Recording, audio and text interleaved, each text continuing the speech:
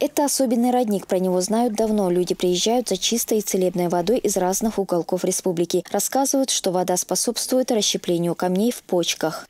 Чтобы не перекачивать с родника, мы для начала попробовали пробурить скважину. Но Всевышний Аллах нам его отдал. Здесь он и пробурена скважина глубиной. И очень чистая, холодная, родниковая и лечебная вода.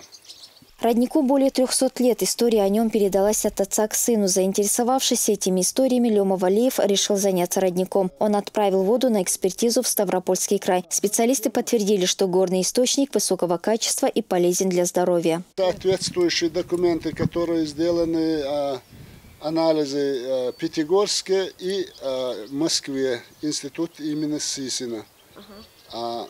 Все соответствует высшее качество. Лёма Валеев родился и вырос в Дарго. Местность привлекает своей красотой и чистым воздухом. Построил на месте родного дома помещение с установкой водозаборной емкости. 25-тонный термос из нержавейки снабжает цех водой. Там ее разливают в бутылки. В будущем он планирует доставлять воду во все уголки Чечни. Зарайда Мирова, Мурат Эльбукаев, Луиза Юнусова. Новости.